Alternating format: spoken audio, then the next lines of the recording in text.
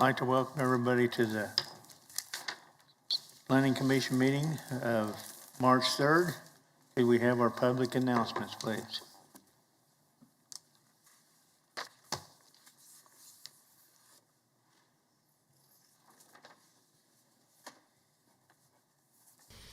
Before we begin the agenda, the Wichita-Sedgwick County Metropolitan Area Planning Commission and the Wichita-Sedgwick County Board of Zoning Appeals would like to take this opportunity to welcome everyone to this public hearing.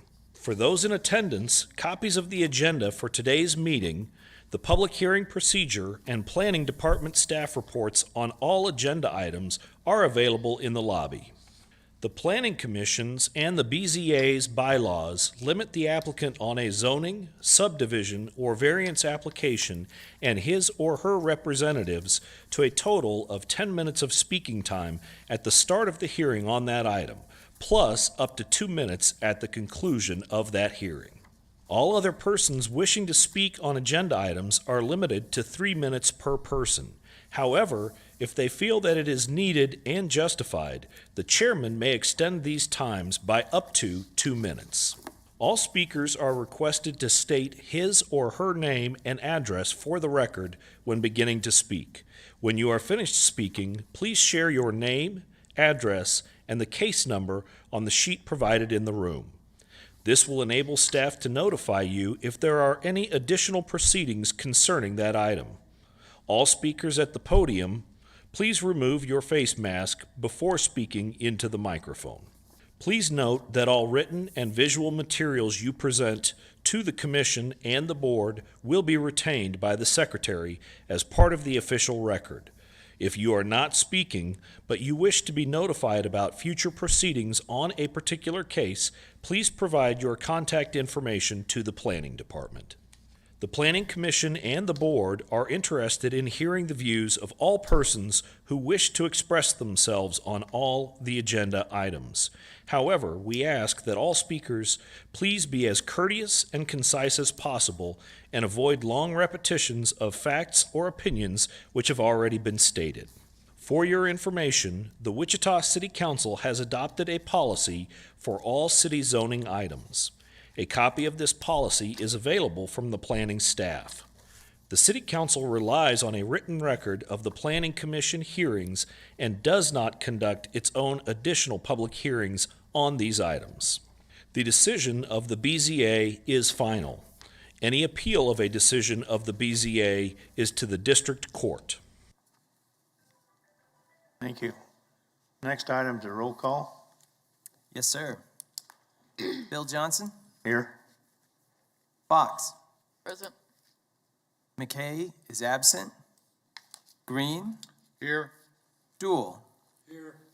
Blick? We will unmute the phones just in case he's one of those. Mr. Here, present. Thank you. Caller number 3. Nix? Here. Foster? Here. Warren? Here. Joe Johnson? Mr. Joe Johnson? Absent. Miles?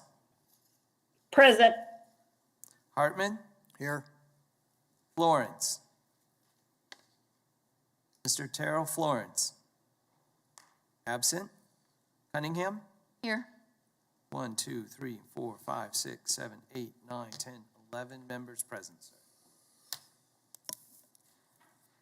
Next item is to approve the prior MAPC meeting minutes of February 17th. Move to approve as presented. Second. Got a motion approved by Mr. Warren, second by Ms. Foster. Any discussion? I abstain. We got one abstention. 3? Okay. Any discussion on the motion? If not, all in favor say aye. Aye. Aye. Opposed? 803. Yes, sir. Okay, the subdivision items 2.1. We'll go through the agenda and see which ones we can take on consent. 2.1 is a subdivision item 2022-00003. Final plat, Donadero addition. Anybody on the commission want to hear this case? Any of the commissioners that are virtual want to hear this case? Anybody in the chamber here want to hear this case? Anybody virtual want to hear this case? Hearing none, we'll take that on consent. 2.2, subdivision 2022-00005, one-step final plat. Anybody on the commission want to hear this case? Any of the commissioners that are virtual want to hear this case? Anybody in the commission chambers want to hear this case? Anybody virtual want to hear this case? We'll take that on consent. Next one, subdivision 2022-00006. One-step final plat, hydraulic substation addition. Anybody on the commission want to hear this case? How about the commissioners that are virtual want to hear this case? Anybody in the commission chambers want to hear this case? Anybody virtual want to hear this case? We'll take that on consent. Next one, subdivision 2022-00007, one-step final plat, Oakville substation addition. Anybody on the commission want to hear this case? Any of the commissioners that are virtual do want to hear this case? Anybody in the commission chambers want to hear this case? Anybody virtual want to hear this case? We'll take it on consent. Excuse me. Did we get a chance to speak up? Go ahead.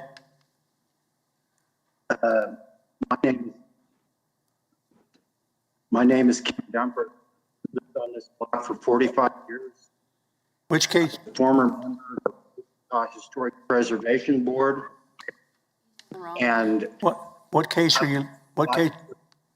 really clear that the Park Place and Fairview Historic District is unique. Mr. Dumford? Mr. Dumford? Yes. We're going through the agenda right now to find out which items can be taken on consent. Currently, they're going through the subdivision items, so the 2.1, 2.2. They will work on getting to the public hearing items. I believe you're speaking about a public hearing item, maybe 4.7 or 4.8. So they're not quite to that item to figure out whether or not to take it on consent. I apologize for not knowing the priorities here. I'm sorry. Chairman, I would move for approval of items 2.1, 2.2, 2.3, and 2.4. Second. Got a motion to approve by Ms. Fox, second by Ms. Miles. Any discussion? All in favor, say aye. Aye. Aye. Anybody opposed? And Mr. Chairman, 11-0. just a note that Joe Johnson has joined us, Commissioner Joe Johnson. Thank you. Okay, now we're going to go to public hearing, vacation items. Vacation 2022-00001. Anybody on the commission want to hear this case? Any of the commissioner virtual want to hear this case? Anybody in the commission chambers want to hear this case? Anybody virtual want to hear this case? Seeing none, we'll take it on consent. Next one's vacation case 2022-00002. Anybody on the commission want to hear this case? How about the commissioners that are virtual? Do you want to hear this case? Anybody in the commission chambers want to hear this case? Anybody virtual want to hear this case? We'll take it on consent. I have a motion to approve Move for 3.1. approval, items 3.1 and 3.2. Got a motion to approve by Mr. Hartman, second by Nix. Next. Sorry. Any discussion? All in favor, say aye. Aye. Anybody opposed? Okay, now we're going to go into public hearings, PUD 2022-00001, which was an item was deferred from February 17th. Anybody on the commission want to hear this case?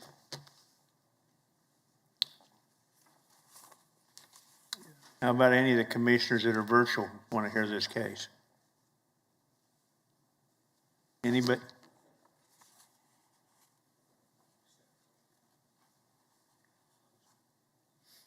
You want to hear it or just answer the question?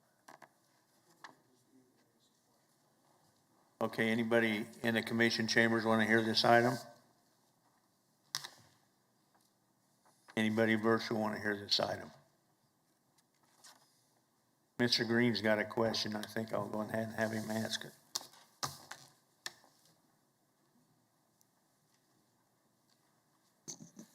Yes, sir. My question is concerning the height of the sign, proposed sign.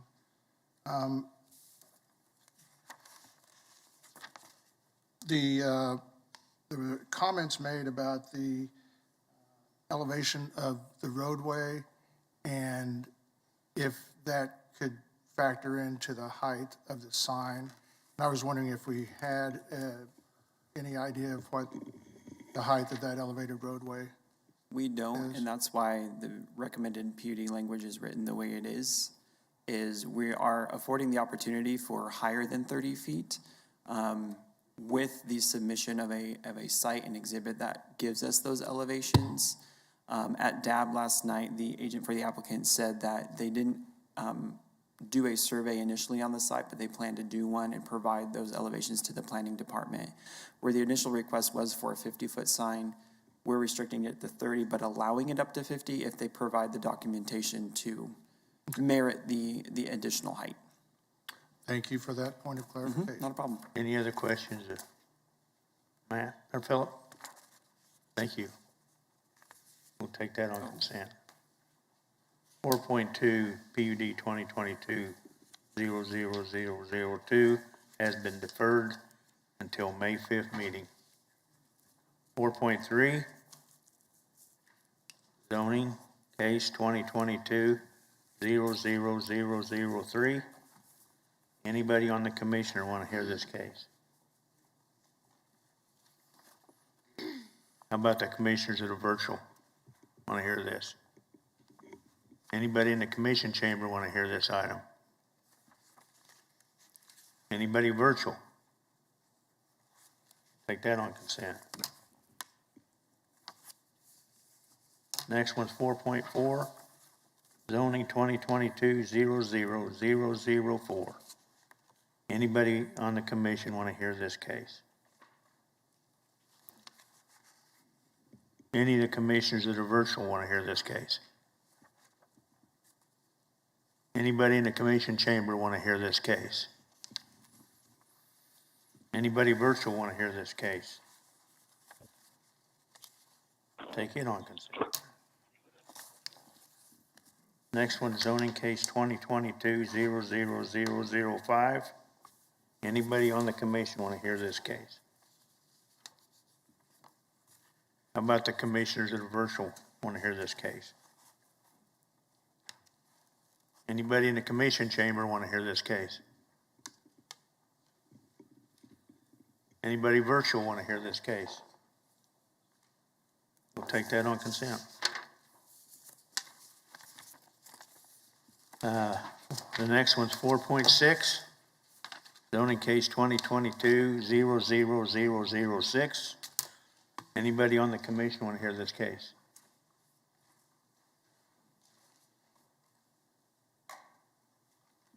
How about the commissioners that are virtual want to hear this case? I need to ask staff, though, the applicant's not in agreement with what you're requesting. That is correct. Okay, we're going to hear this case. 4.7, zoning 2022-00007. Anybody on the commission want to hear this case? How about the commissioners that are virtual? Anybody in the commission chambers want to hear this item? We will hear that case.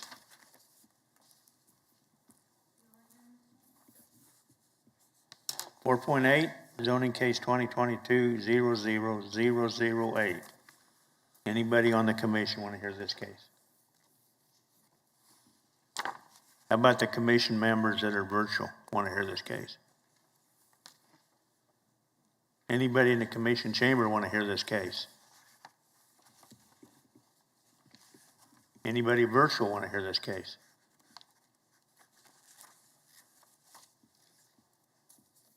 Take it on consent. Next item is zoning case 2022-00009. Anybody on the commission want to hear this case?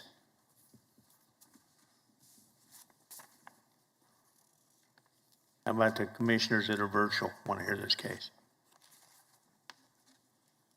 Anybody in the commission chamber want to hear this case? We'll hear this case. Mr. Chairman, I move that we approve items 4.1, 4.3, 4.4, 4.5, and 4.8. Second. Got a motion by Mr. Green, second by Ms. Fox. Any discussion? It's per staff comments. Sure. All in favor, say aye. Aye. Aye. Anybody opposed? All right, first item we'll hear will be item 4.6, zoning case 2022-00006.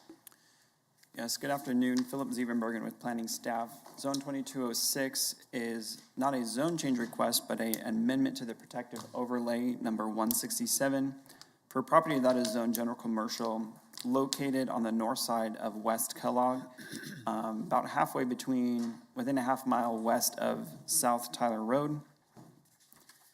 The property was zoned general commercial in 2005, and that's when the protective overlay was established. Protective overlays are typically established, especially in contexts like this, where you have freeway frontage, which is appropriate for general commercial zoning, but you also have the proximity to low-density residential on the north side of Dubin Avenue. And this particular protective overlay was put in place for the protection of the residential properties to the north. And the applicant is requesting several amendments to the protective overlay, not necessarily for a particular use. The warehousing use that they're proposing is already permitted by right in general commercial, and that's not in question today. The applicant's amendments are requesting changes to some of the other development standards in terms of the placement of the wall, the architectural style of the building, and how some of that could affect the required landscaping on the site. Just for you guys' reference, the proposed development is only on this western lot right here. It's lots 1, 2, and 3 of the Westport 3rd edition, I believe. But either way, the protective overlay applies to all 3 lots, but the proposed development is only part of the western lot, as you would see in the site plan that's attached in your staff report. So that's the only real lot we're actually in question. But if the amendment to the protective overlay were to go through, it actually technically affects all 3, unless additional language is added to the protective overlay that would only allow certain lessening of restrictions to one particular not or the other. Staff would recommend that we treat the protective overlay as a whole and make sure that it applies equally to each property in the future. So what the applicant is requesting is a few things. Number one, the protective overlay requires that the building not have a predominant exterior metal facade, so really no metal building. They would like to have a metal building for their warehouse. Number two, the protective overlay requires the 8-foot masonry screening wall to be set back 20 feet from the property line along Dubin. So if you actually go to the aerial image, it's a little bit closer in, we can see. So this property line right here, the wall would have to be set back, so set to the south of that 20 feet. Just a note about that, the building can be placed on the property line. During the zoning action that established the current zoning and the protective overlay, it was permitted that the building be allowed to be built on the property line, and it acts kind of as its own natural screening. But the wall has to be set back 20 feet, and that's to give space for the required landscaping that's in the protective overlay. Part of the protective overlay says that the wall and the building facade would have to share the similar architectural type, texture, color, so that's more of a uniform thing. So that's also in question here. If you allow a metal building, what do you do with those architectural controls as well? And then finally, when you have, if you were to allow the wall to be placed on the property line like the building, you would significantly impact the ability to install the required landscaping that's in the protective overlay. Interesting note about this protective overlay is that it does allow landscaping to be planted in the right-of-way, as long as there is a use of right-of-way permit obtained by the Public Works and Utilities Department.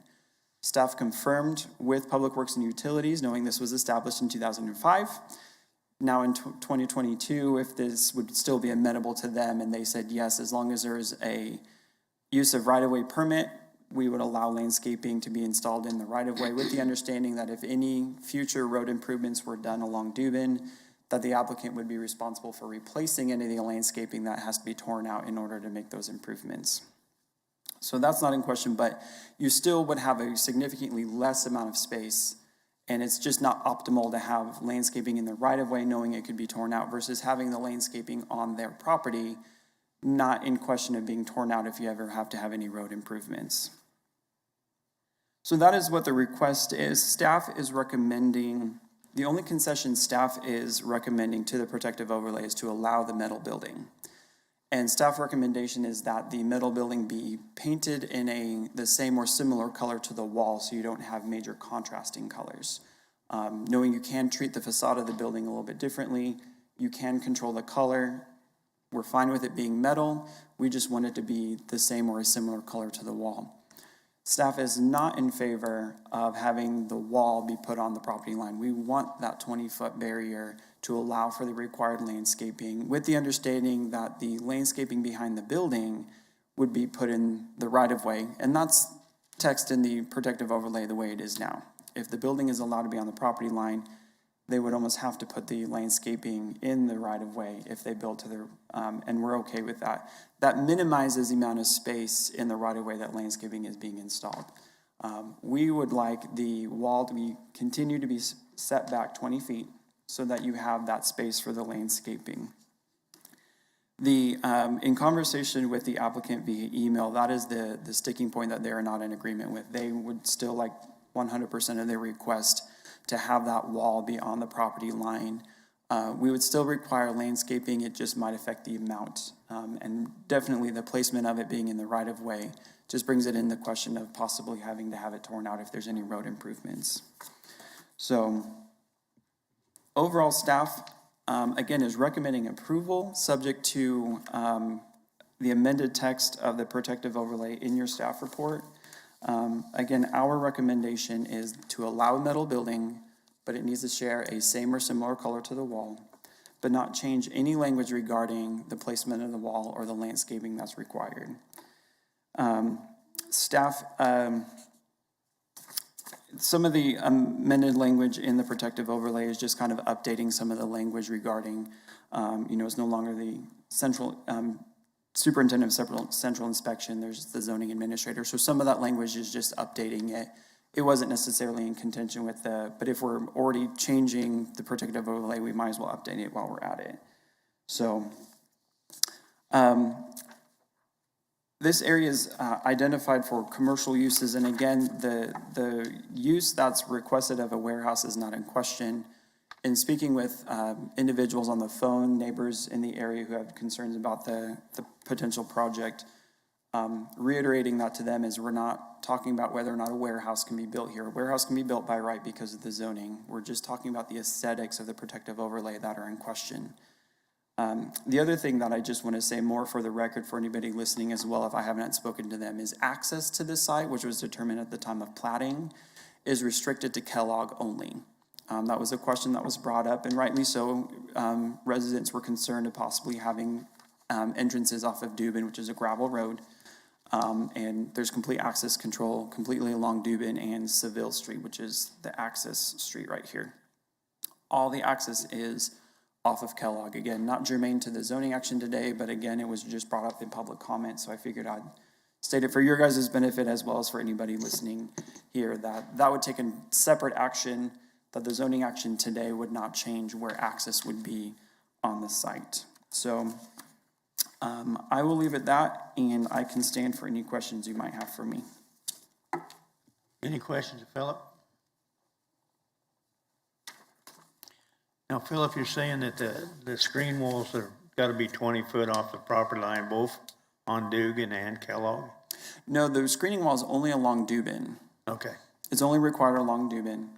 The applicant is not questioning the height. It's required to be 8 feet, and that wasn't part of their amendment. Okay. They weren't amending the height. They were just amending the placement of it, wanting to be on the property line versus 20 feet set off the property line. But there's no access to the lot from Dugan? Correct. Thank you. Question, Philip, if they're only developing the westernmost lot here, if they had only changed the zone of the westernmost lot, then they would only have to do a masonry fence along that lot? That is our understanding, knowing these lots can be individually owned and sold separately. Currently, they're under one ownership, and my understanding is they are selling the western lot to the contract buyer who wants to develop this warehouse. And though the protective overlay applies to all of it, when it comes to actually developing it, you know, if somebody were to come in and buy lot 1 today and adhere to all of the regulations within the protective overlay and build a warehouse and build the wall, they would only build it for the length of their property. So unfortunately, these will only be developed individually. The decision today will affect the entirety of the protective overlay, but in terms of the development of the property, they truly are only responsible for building their portion of it, knowing if the entity was developing all 3 lots at the same time, they would have to do it. But just the western lot is in question, and the other 2 can be bought and sold separately from each other, that they are just developing the one lot at a time.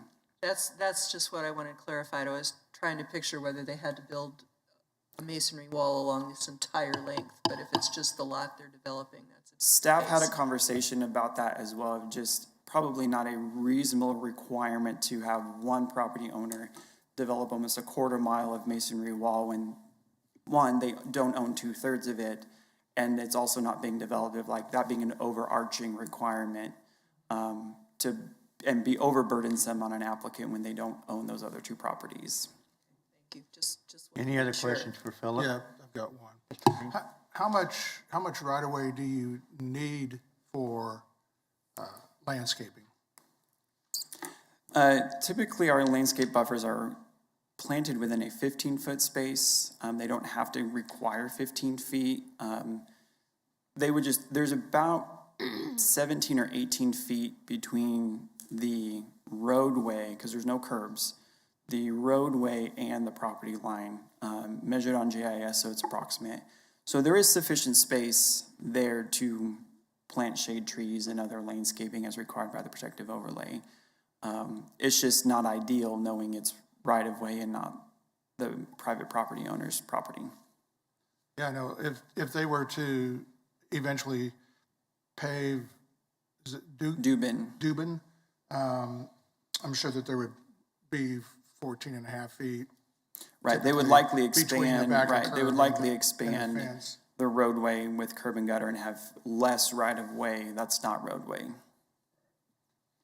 Any other, go ahead. The requirement is that the fence and the building be of similar color to match up as best we can. That's on the lot that's on the number.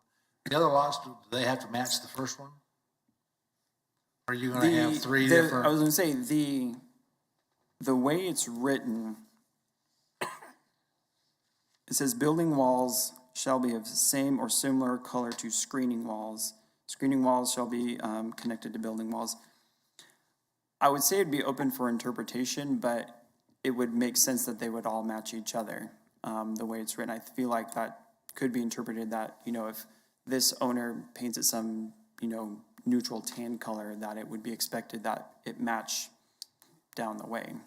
But Yes, that might be a question for law. I guess that's the question we've got to say, do we want to mandate that or That- it does leave it up for It could be good interpretation? to where- potentially clarify that Yeah. through this action of knowing the protective overlay applies to all three properties, that all three properties have a similar color scheme when it comes to, you know, whatever color this masonry wall turns into, then it has to be matched if the other properties develop. Well, the request is for all 3 lots. The amendment to the But the protective overlay construction is would only- apply to all three, even though they're only looking to develop one of them. Right, so I don't know if there'd really be any interpretation there. I think it would, if we're approving the request as presented, that would be all 3 lots, even though they're just Right. Because the amendment to the protective. developing the west. Right. They're just developing one, they just have to amend the entire protective overlay. Any other questions, Philip? Yeah. The protective overlay is meant to protect these residential properties, and it was originally not a metal building. So does that mean if they're allowed metal building, it can be all the rest of the way down there too? Correct. If that concession is made in today's action, that would allow for metal buildings to be built on the other properties.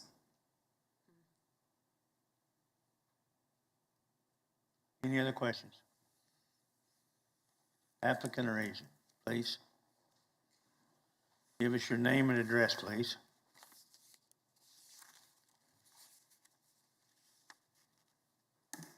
Dwayne Dugan with Maple and Ridge LLC, 10180 Southwest Boulevard, Wichita, Kansas, 67215.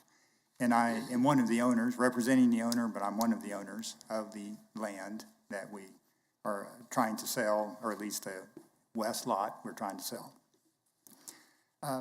Philip did a good job. I don't have I guess we are asking for you to delete the 20-foot wall setback, because normally all the commercial lots that we deal with, that we have, are at least 250 feet deep.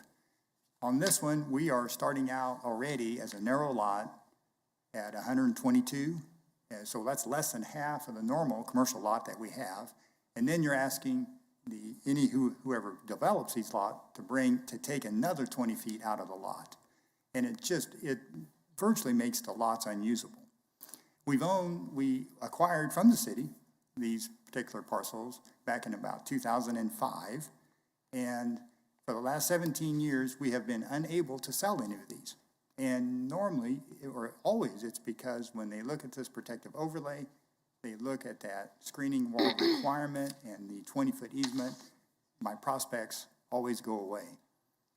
When you look at the property to the east, and it was replatted, I believe, in 2011.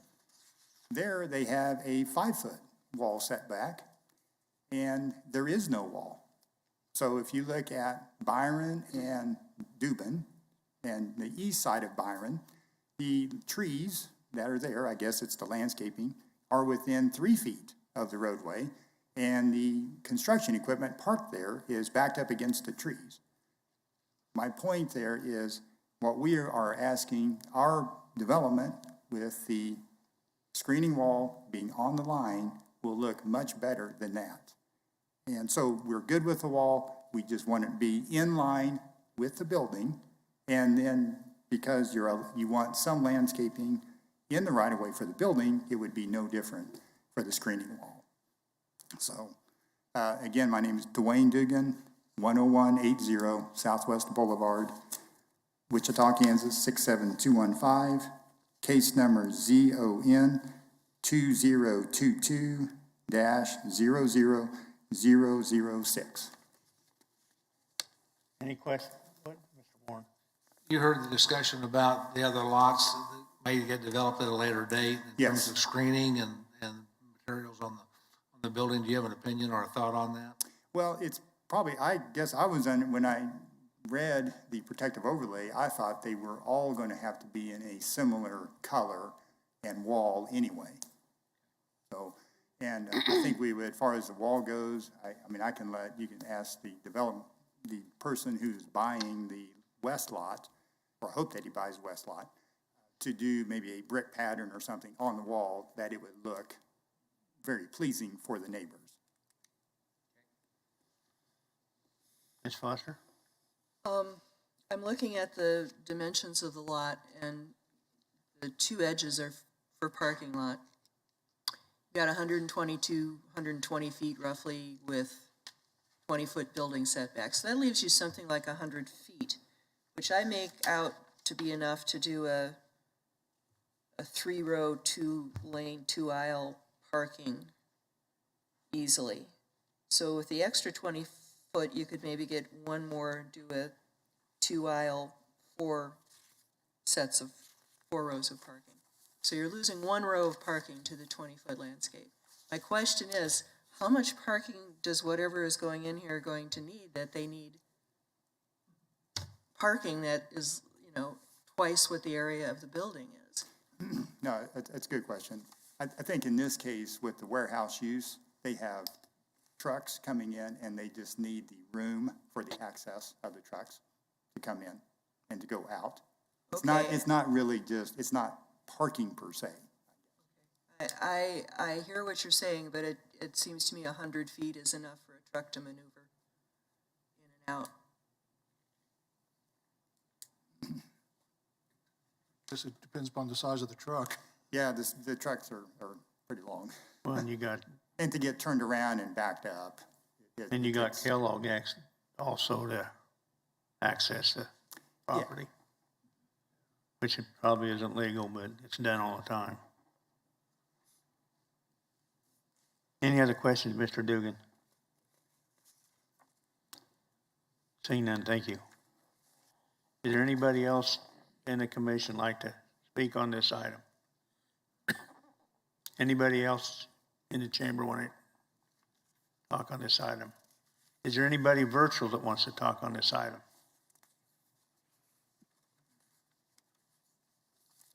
This is Commissioner Blick. Can you hear me? Yes? Question. I know that we talked about similar style with the retaining wall, and I was thinking about how East Kellogg, where you have those big retaining walls, where they do sound dampening, and it's kind of color matched and similar design to what Kellogg is, with the kind of that light shade of brown or taupe or whatever. Would that be similar, or can we actually do a restriction to put that on there, or not, or is it just whatever is like the adjacent neighborhood? Just for staff comment. I, for one, feel like we ought to have some flexibility to let them come up with a nice design rather than us designing it. That's my opinion. I agree with you. I was just wondering if the color would be matching similar to like how Kellogg is, that lighter color or not. That would be one choice. Mr. Blick, to your question, I guess you could put more design parameters on the wall. It just is whether or not it would be the will of the board to add those additional restrictions or not. I doubt it. Thank you though so much for your input. Is there anybody virtual that want to speak on this item? Hearing none, I'll bring it back to commission. What's the pleasure of the board? Will there eventually be sidewalk required on Dubin? That's a good question. I don't know the answer to that question. I know the subdivision regulations, if a new subdivision is going in, they require a sidewalk on one side of the street on collector streets. I believe Dubin would be considered a collector street. Whether or not, if it's petitioned to be paved in the future, knowing that's usually done by the property owners, I guess it would potentially be whether or not the property owners would want to include in their petition the construction of a sidewalk. I don't know, knowing it's not an arterial, I don't know what the city's program is for going in and putting in sidewalks on collector streets. I know they've got a program for installing sidewalks on arterials, but likelihood the pavement of Dubin would be potentially done by petition sought from the residents versus the city choosing to go out and pave it. Whether it would include a sidewalk, I'm not really versed on. If they go to pave a collector street, does it then automatically include a sidewalk? Mike, are you thinking both sides of the street or just one side? I'm just posing a question to see if there's going to be a defined barrier at the property line, whether it be the fence as the developer is requesting, or if we were to go 20 feet, if there would still be a sidewalk there that would be a defined point, a defined line, I guess. Mr. Nix? I don't know whether I heard correctly, but I mean, it would seem to me that this is a very desirable piece of property, and can't remember how long it's been for sale. The applicant said 15 years or something. Since to that effect. 2005. And so there, I mean, there's a reason. I mean, it looks to me like it should have sold before now and have been developed. If we're squabbling over 20 feet when it would be legal to move that wall back 20 feet, I'd lean that direction myself.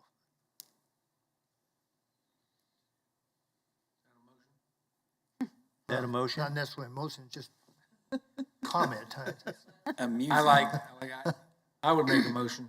Okay, go ahead. I'd make a motion to approve, eliminating the requirement that the fence setback be 20 foot, but that it be even with the back of the building. So the fence would be on the property line? Fence would be on the property line. That's the motion I wanted to make, so I'll second it. Got a motion by Mr. Warren, second by Mr. Green. Any discussion? I do have a question. Is staff comfortable with the wording of the existing overlay that all three lots would be of similar materials and colors? Yeah. Okay. And this motion would still include some landscaping with the Yes. owner Correct. recognizing it's in recognizing the they right of would have to way. get a use of If it's- easement permit or use a right-of-way permit from Public Works and install it in the right-of-way. Minor street privilege, Yep. is that what it is? Yeah. Any other discussion? Let's do a roll call. One more question on that. So the proposed landscaping plan would have to be approved by Correct. your office, staff? Yeah. Okay.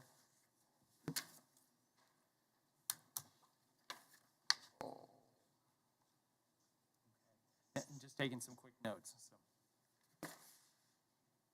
Need to learn shorthand. Yeah, I do. Hurry up before Mr. Green has another question. Okay, here's the motion. The motion motion is to approve, and that is with elimination of the requirement for a 20-foot setback, with the understanding, staff understanding that the wall would be similar color throughout the entire property for the change in the protective overlay, and understanding that the landscaping plan will need to be reviewed and approved. So the roll call on that vote. Bill Johnson? Yes? Fox? Yes. John McKay is absent. Green? Yes. Jewell? Yes. Blick? Yes.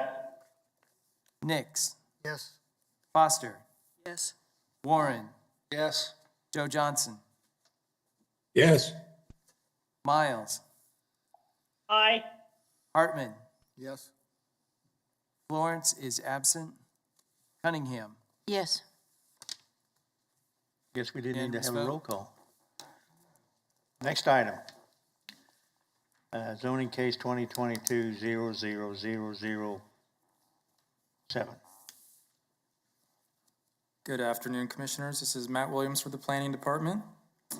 Zone 2022-7 is a request for the rezoning of a property at 1641 North Fairview from TF3 two-family to MF29 multifamily residential. The subject site is currently developed with 2 residential buildings and a parking area. The buildings date back to the 1930s and have previously been split into a total of 6 dwelling units. The applicant desires to remodel and add on to the existing dwelling units, but the total future number of dwelling units has not yet been decided.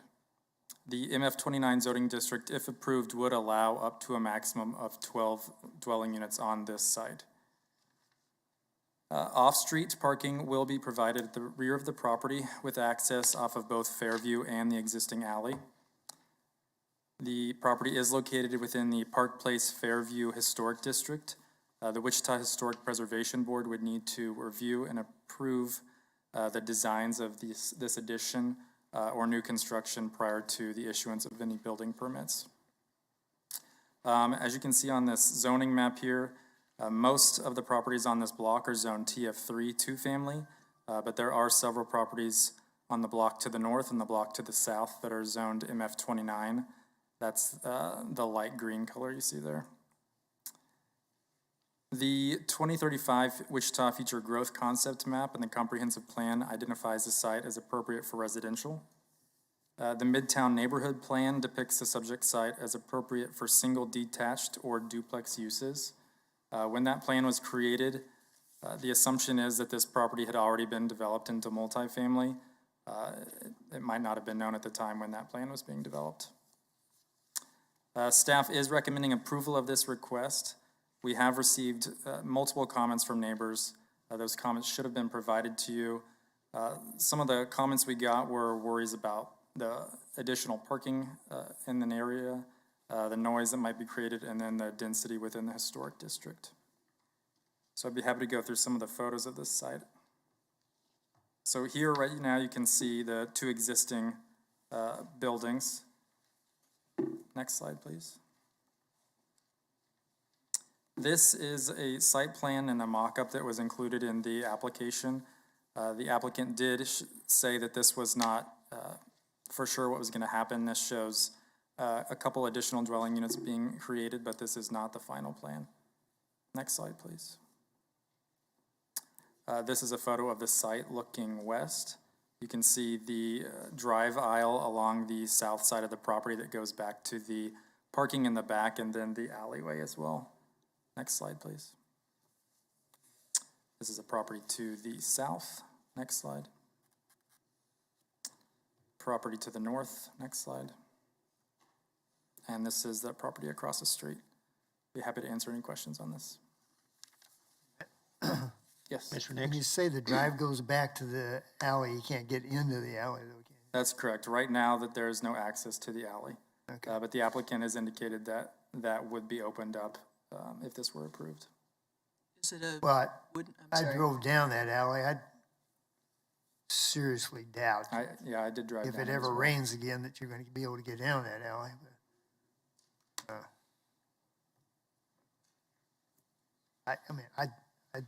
I don't know why you'd open it up.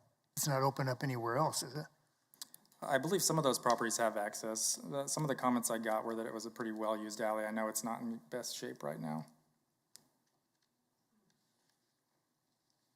Any other questions? I have one. This is a triple listed historic property. Did you have a lot of comments on that? A number of the comments that were provided mentioned the historic nature of the area and the building, yes. Well, when I look at this aerial picture, it doesn't really seem to match the plan. And the plan seems to be of 1 unit, ground floor and upper floor. It doesn't look like we have a detailed plan. And one call that I got said that they'd talked to the owner and he was talking about 14 units.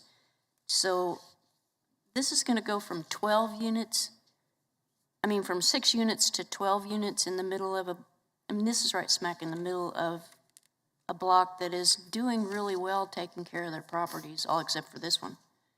I guess I'd like to hear more from the people. And is everybody going to be expected to drive down the driveway, all 12 people, and park back there, or are they going to continue to park in the front yard? Parking in the front yard would not be allowed under the zoning code. Okay. I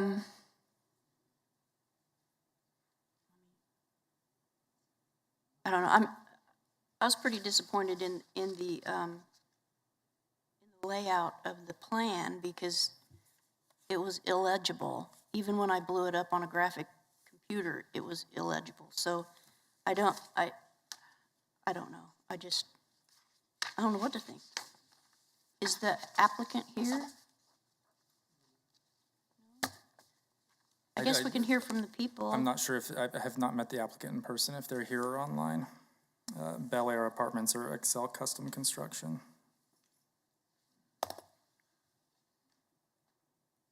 I understand that this is in an historical area. Mm-hmm. Is this property listed on the historical register? On 3. Yeah, my understanding is that it's triple listed. It is? On the local, state, This and particular national. property is? That's my understanding, yes. Triple listed, okay. And that's why if there's any of the design changes would have to be approved by the historic board. Okay. Any other questions? Applicant or agent? Applicant or agent?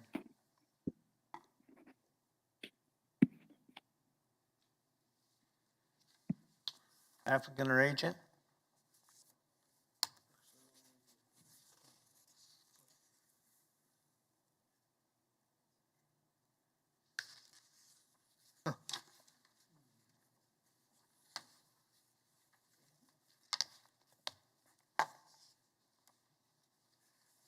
Well, been down this road before, have we not? And it seems to me that we decided that if we have questions, of which we have many questions, it appears, from the audience anyway, we either need to defer, well, we need to defer it for sure. I don't know how long, but until we get somebody here. Mr. Warren? I would be ready to make a motion to defer, but we've got a lot of people that have wanted to make comments, and so before I do that, I would say let's open it up for public hearing. Let's hear what I'd people like have to to see say. how many is here on this item. We've And got at least online. one online. I'm waiting. I'm waiting. I would like to speak. Okay, hang on, please. Me too. If we want to take comments from these folks, I'm happy to give the applicant a call and see if they can jump on real quick. I'll do that while that's going on. Mr. Johnson, one quick note. I just want to touch base with Mr. Jeff Van Zant, the legal counsel for the city. Just want to make sure that we can take public comment without the applicant being here. So, Jeff, if you're on. Let me ask you, should we go on to item 9 while we get this sorted out? Mr. Chairman, that's my preference because the problem is if members of the public speak, the applicant not being here does not give them the proper opportunity for rebuttal. They should be there. You could defer it to the end of the agenda and let the opportunity to try to call them, and then you can go from there at that point. Thank you. Mr. Chairman, I move that we place this item at the end of the agenda, giving staff the opportunity to try to get a hold of the agent or applicant. Second. Second. Okay, we're going to go to item 4.9, zoning case 2022-00009. Do we need to vote on that motion? We're not voting on that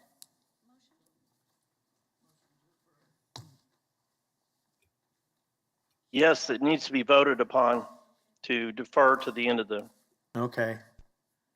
We got a motion. Got a second? Second by Mr. Warren to move this item to the end of the agenda. All in favor, say aye. Aye. Aye. Aye. Anybody opposed? Okay, we're gonna move it. Now we're gonna go to item 4.9. Zoning case 2022-00009. Okay, so this is a request for the rezoning of a property at 5400 North Sedgwick from neighborhood retail to general commercial. And this was just recently finalized, the zoning to neighborhood retail. That's why it's not indicated on this map. The applicant is seeking to rezone the property to operate a food truck on the site. The subject property is currently undeveloped, but gravel has been placed on a portion of the site. As shown on the attached site plan, the applicant intends to locate a 20 by 6 foot mobile food trailer along 53rd Street. The applicant has indicated that they plan to provide a parking area on the site, and they will have access off of North Sedgwick Avenue, and that access has been recently poured. All parking areas will need to be surfaced with concrete or asphalt. There are single-family homes located to the north and east of this site. The property west of the site is zone limited commercial and developed with a convenience store, and the property south of this site across 53rd Street is zoned and developed commercially. An existing wood fence acts as screening on the north and west sides of the property. A landscape street yard per the Wichita Landscape Ordinance may act as screening in the front setback and along the east. In 2009, the property was rezoned from single-family residential to neighborhood retail. This was only recently finalized, as I just talked about. Staff is recommending approval of the request, subject to the protective overlay in your staff report. And that protective overlay limits the uses of the site to all of those within the neighborhood retail zoning, except with the addition of the mobile food truck in the city. The protective overlay also limits the hours of the food truck due to the neighboring residential units, and would limit that to ceasing operation by 11 p.m. on Sunday through Thursday, and then by 1 a.m. on Friday and Saturday nights. I have received a few calls about this case from neighbors. There were concerns with this being so close to residential and about the additional traffic that might be on Sedgwick Road. Happy to go through some of these photos. Here's an aerial showing that convenience store just to the west, and then the nearest house to the north, and then to the east across Sedgwick. Next slide. They're showing the community investment plan depicting this as appropriate for residential, which also does allow for pockets of commercial. Next slide. Here's a site plan showing where the food truck would be and the setback off of 53rd Street in Sedgwick. Next slide. Here's a picture of the site now. As I said, there's some gravel on the site that will not be suitable for the parking. It will have to be asphalt or concrete. Next slide. Here's some of the residences. This one to the east. Next slide. Here's another look of the approach from Sedgwick. Next slide. Here is the residence to the north. Next slide. And then the commercial to the south. Be happy to answer any questions. Any questions? Mr. Nix? The lot is 4.5 acres, and the proposal is to put a 20-foot by 6-foot food truck along 53rd, somewhere along 53rd, close to 53rd, close to that access, I assume. So would the applicant be required to pave that entire lot? No, they wouldn't be required to pave the entire lot. They would have to provide parking that would be determined later based on a parking study prepared by the applicant. So whatever parking that they're required to provide, they would need to pave that portion of the lot, but not the whole portion. But not the whole lot? No. Okay. Ms. Foster?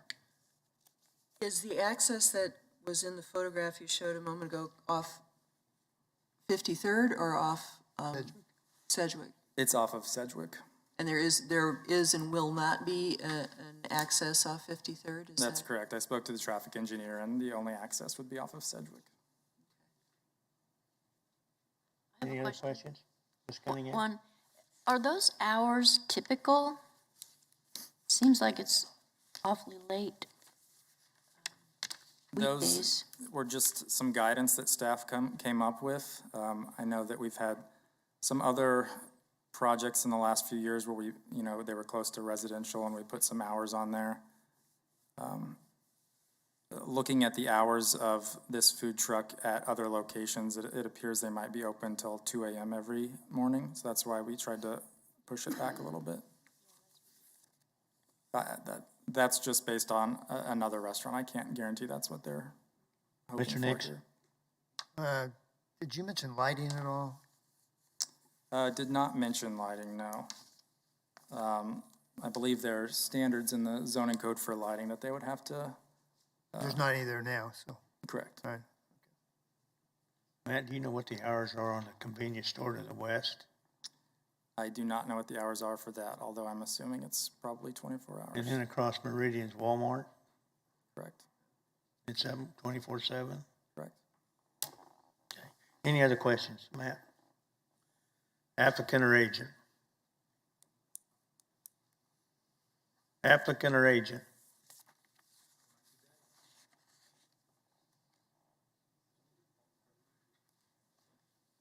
Applicant or agent, please come forward. She's sitting right there. She just doesn't understand what you're saying.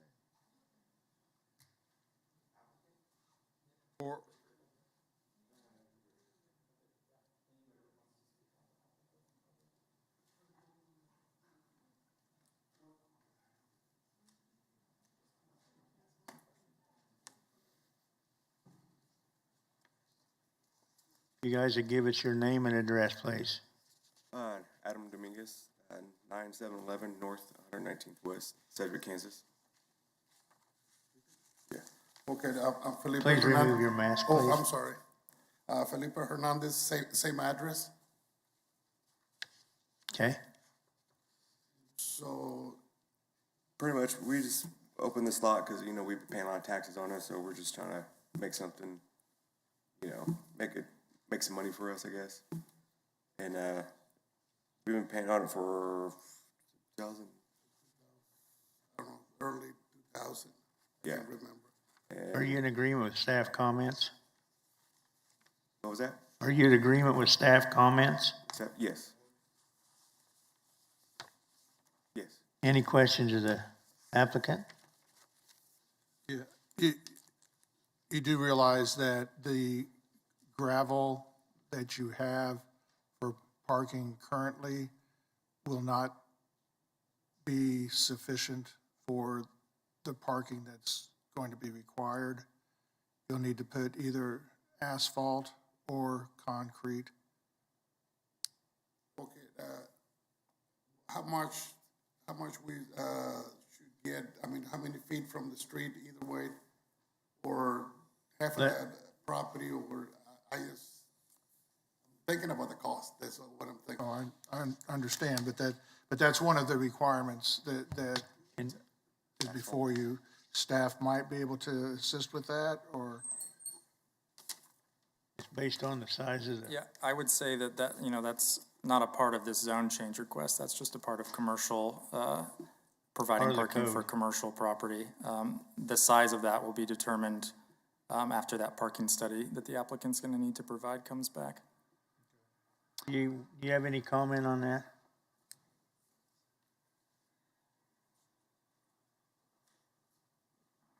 Good afternoon, J.R. Cox, Metropolitan Planning. No, sir, not really, not beyond what Matt said. And until we have a parking plan, don't really know how much pavement will be needed. And if the zoning change were approved today, but the improvements required weren't made for a year, then the zoning would revert back. Is that accurate on a case like this? In No, other words? I don't think so. The zoning will stay. They'll simply have to, they'll be getting permits for this parking area. It's commercial. So legally, they wouldn't be allowed to operate until they're in compliance. Okay. Okay, any other questions of the applicant? Any other questions? Seeing none, thank you. Anybody else here to speak on this item? Please come forward and give us your name and address.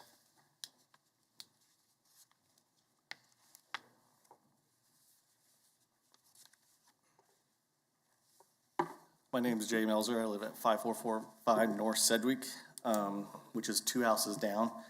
A couple issues is it's just not a food truck. It's also, they have a support trailer behind that. There is also buildings that they built that holds true coolers that they have beverage drinks that stay there all the time. This trailer doesn't move. It stays there 24/7. They have brought in power to shore power. I'm not for sure how they're going to get their water, but where this was at previous by the liquor store, they were sharing water from the liquor store and the sewer.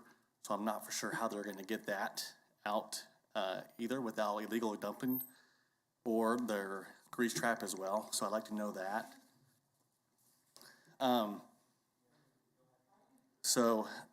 The parking, they where this trailer was parked at before, they had big trucks. Fire trucks would show up just to eat and whatever, general use. But if they only pave half of that or concrete half of that area, they would have to park it in the street. And if you have vehicles on each side, people with trailers or campers that live down that street will not be able to get through. I believe that concrete drive they put in place was not done by permit. There is a culvert that is right next to that stop sign where our water has to drain through. So they just poured concrete, and that is blocking up and now causing flood and heavy rains. There's also on that, I believe slide 3, the house is right across from that driveway. There's a school bus that parks there, it's a handicapped student, and it is a long time. When they stop, they're stopped there for several minutes, and that can cause a blockage on to Sedgwick or on 53rd, accessing that when they're offloading that student. So those are my concerns, is that this is not a show up for the day and leave. It stays there constantly, and they do have supply trucks that stay there, a permanent foundation structure that they have built, and that stays there all the time. So I'm not opposed to small businesses. With the company I work for is 90% small business related. So it was very hard to decide what to come up here, but if they build a building and have it nice and a structure, then that's one thing. But this is something that Sir, they're showing. Time's up. Okay, thank you. Any additional time? Nope, I'm good. Jay Melzer, 545 North Sedgwick, zoning 2002-00009. Thanks. 1 second. Any questions to the speaker? Any questions? Thanks. Thank you. Anyone else here to speak on this item? Please come forward, give us your name and address. You got 3 minutes.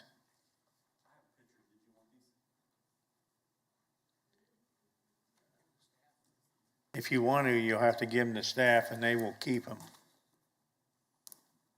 My name's Anthony Kurt. I live at 5435 North Sedgwick. I live in the house just north of that property. My same concerns as what Jay's. Our main deal is we don't want them to enter off of Sedgwick. We want them to enter off of 53rd Street, and they need to build a fence down there because 90% of everything's going to get blocked on that road and cause a lot of headaches and problems for all of us in the neighborhood. The late hours, staying open, and the smell, I think is probably going to get everybody in our neighborhood. Everybody on our street did sign a petition to not have it on the trailer or not in the property. And I do have pictures as well. And that's all I got to say. My name's Anthony Kurt. Hang on. Any questions to the speaker? Seeing none, thank you. Okay. Anybody else here in the chamber want to speak on this item? Is there anybody virtual that want to speak on this item? Oh, Mr. Nix? I'm pretty sure we have the operator of the food truck here. I'd like to hear what she has to say. Let's see if there's anybody else wants to speak. She's here and like to speak. In the rebuttal? In the Oh, during rebuttal. rebuttal? Oh, I'm sorry. Is there anybody virtual want to speak on this item? Anybody virtual? Seeing none, we'll bring it back to the applicant, and you got 2 minutes for rebuttal.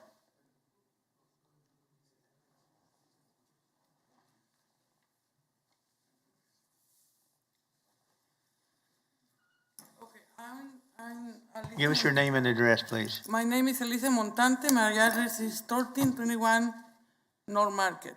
I'm the owner of the food truck.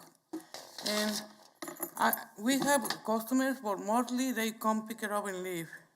So I'm planning to have some kind of drive-thru where they can order, and it won't be, I mean, we are a very, very fast food restaurant. They don't wait even 3 minutes to pick an order.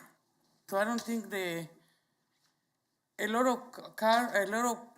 don't think it's gonna be a parking problem. And we're very quiet. The food truck, it was close to a house behind, and he never complained about noise or nothing or bad smell. I go through all the rules of the health department. We use everything, every time we got the health department inspections, and they will go through past them at the first time they get there.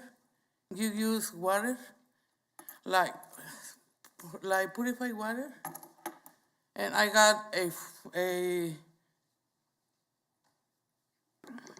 grease trap on the food truck. They come and check it. We clean it 3 days a week. So I make sure we don't do any damage to the environment. And of course, I don't think we're gonna do any problem to a neighborhood with a lot of cars or big trucks over there. Because most of the big trucks, they come, they order, and they leave. And most of them, they park sometimes on the streets, or they go get gas, and they go get the food, and they leave. And yes, I'm planning to have a parking lot. We're planning to make a part of the area parking lot with pavement. I mean, we're trying to do everything right. And there's a lot of people there asking us for come back because we provide good food, good service, and we're trying to run better to the neighbors. I mean, back in the liquor store, we operate for almost 2 years. We never had that problem, except with the store manager from the liquor store. But other than that, you never have problems with traffic and nothing like that. I mean. Anything else? Thank you. Just one comment. He refers that we put a driveway or an approach with a building permit or anything. I have the building permit, and we've done all legally that way it's supposed to be. Okay. And if that requires for us to put an approach or driveway on 53rd, I mean, we'd be happy to do it. It's just that, but the water he was talking about, it's gonna flood and all this stuff on the east side of the property, which has been flooding. And I mean, we're willing to put a channel, concrete channel, all the way to the drainage that's right there, right by the 53rd. And the reason I'm doing this, we've been trying to do something. The city required for us to put a metal building. I went and hired an architect. I bought that metal building, and when Walmart came in, they gave me all these brand new requirements, which I already spent close to $75,000. They charged us $80,000 to put that sewer line, which we spent a lot of money. And so far, we haven't really got any money back by renting it or selling it or anything, was that problem. But whatever that is, we're willing to accommodate with whatever requirements that you guys have. Okay, thank you. Your time's up. Thank you. Got one question for him. Hey, come back, sir. Excuse me, sir. Yeah. You said you got a building permit or construction permit for the approach. Yes. The driveway. Yes. There appears to be some sort of a structure on Structure? like a building of some sort on No, none.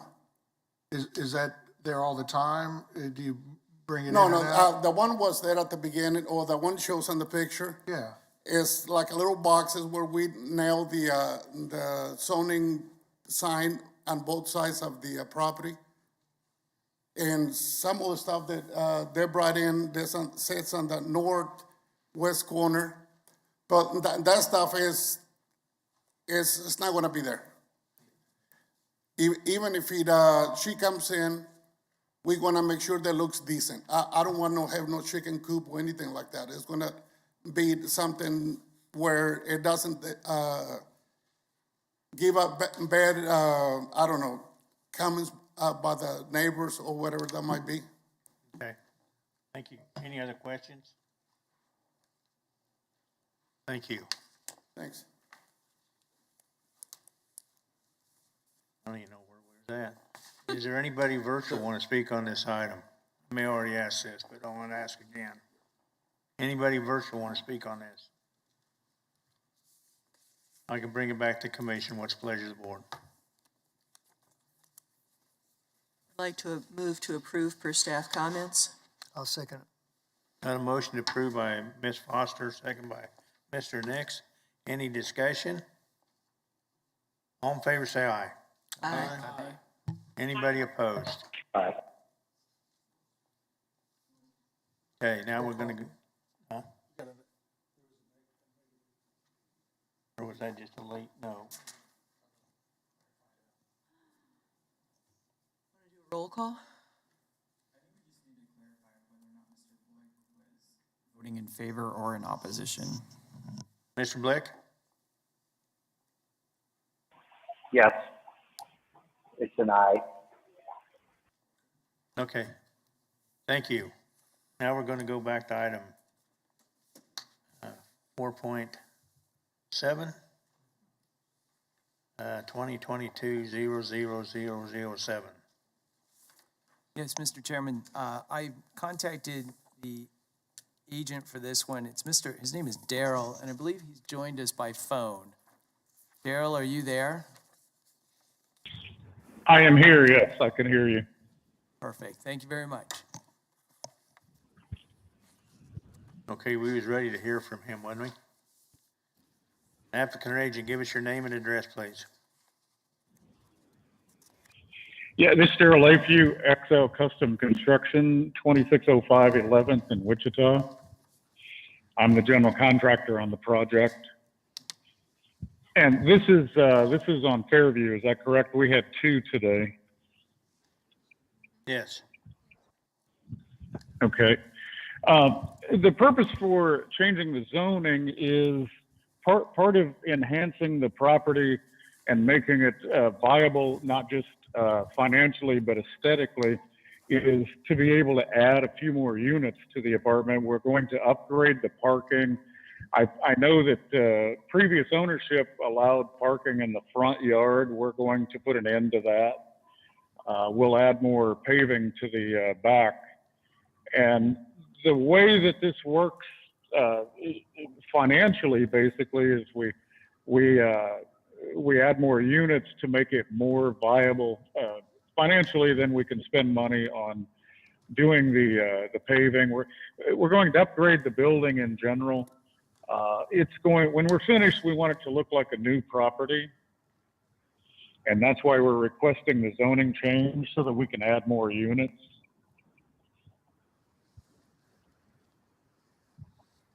Are you in approval or agreeable to the staff comments? Yes, yes. Okay, thank you.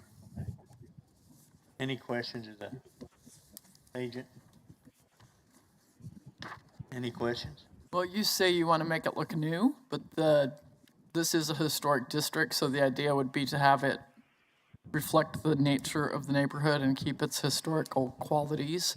Have you already looked into the historic board requirements for this property since it's on the register, or how are you looking at that aspect? We will keep it.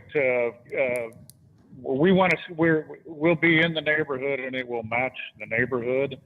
All of the properties that my client works on across the city, he has that policy. He wants it to be part of the neighborhood. So yes, it will stay within the design, look, the colors, et cetera, of the neighborhood.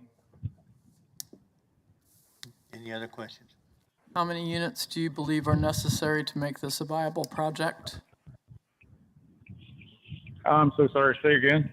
How many units are you planning to make this a viable project? We're looking at of adding a minimum of 3, but we're not firm on that. If we get approval on this, we want to look and see what the property will allow space parking. So we'd be looking at 3. Part of that would be raising, putting in some second floor on the rear building. It has a partial second floor area now. So minimum 3, we may look at more as space allows. Okay, thank you. And something I would like to add, again, the client not only raises these properties up to better quality, and he makes sure they meet the design of the neighborhood, but he has an excellent in-house management team that is constantly monitoring the property daily. And it just brings more to the neighborhood. It will be well managed, kept clean, and the residents are always. We work with the residents regularly to make sure they're happy. If you have happy tenants, then you have a happy property. That's kind of his philosophy. Thank you. Any other questions of the speaker? Okay, I'm going to open it up. Anybody here in the commission chambers want to speak on this item? Please come forward and give us your name and address. And you'll have 3 minutes.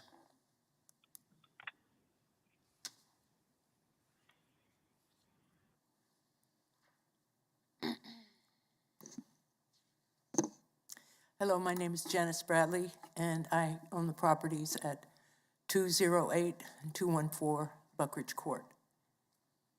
I've lived in this neighborhood for about 26 years, and I've seen this house get even worse from when I first moved in. For a number of years, the alley was open, but in the last, maybe 10 or 15 years, that alley has been closed, and things got a lot better when that happened. I live on Buckridge Court, which is a strange little, it's not a street, it's my driveway, and I'm actually closer to the alley than I am to Fairview. So I see what goes on in the alley, and the people on Waco do not have on-street parking. Very few of them have actual driveways. So many of them make their backyards into parking areas. And so the alley is already used tremendously. Right where my house is, there's an electrical pole. And there's a huge gash in the alley, a puddle area.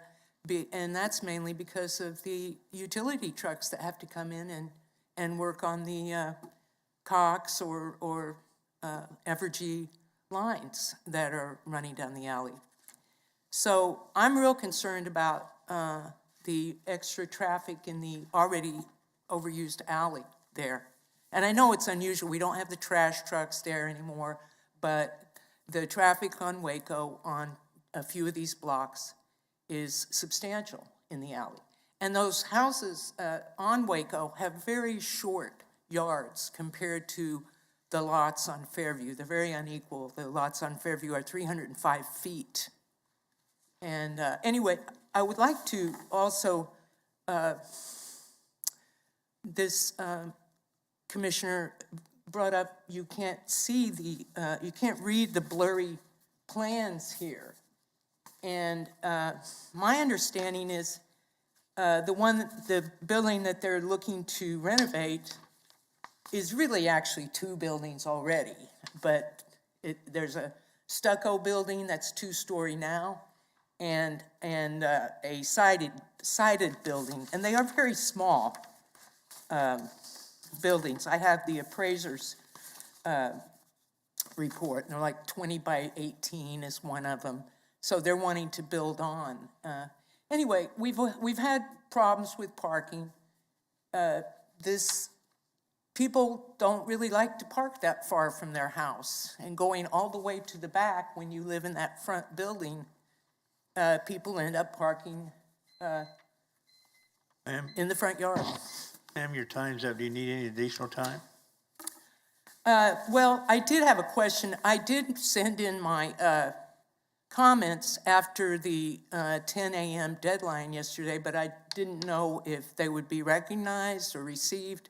And I did get comments from other people who sent them in as late or later than I did. So that was Miss Moreno and Miss Lister.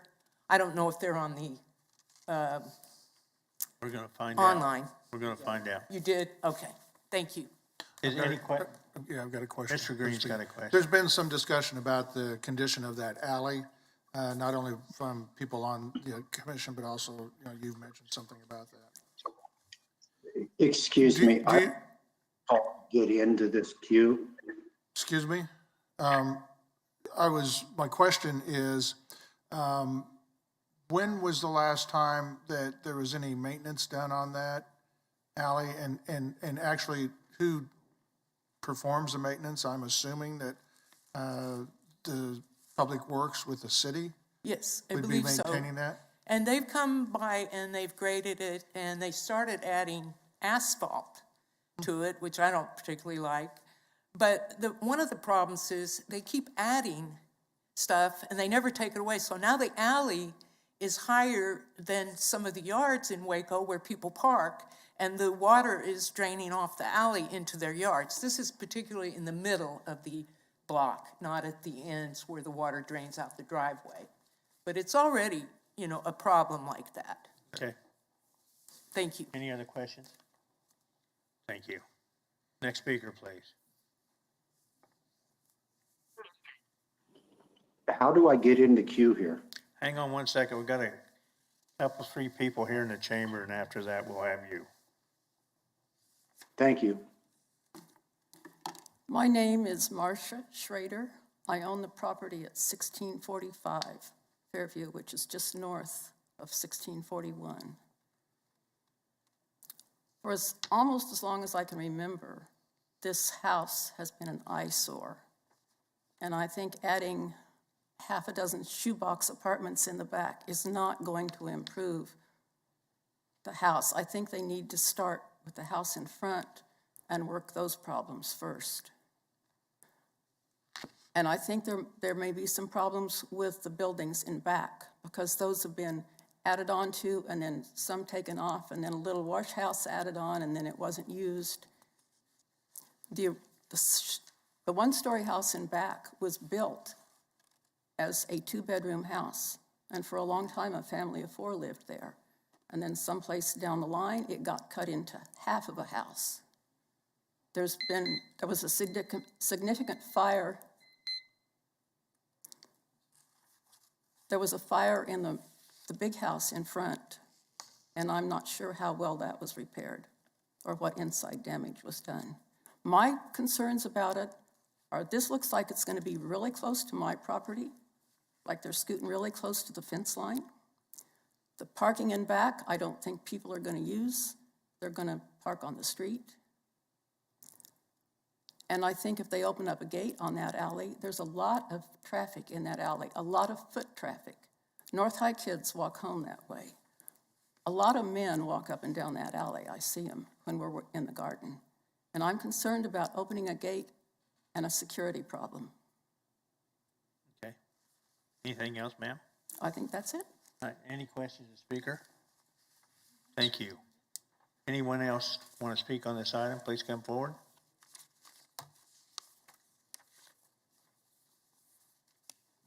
Can I get?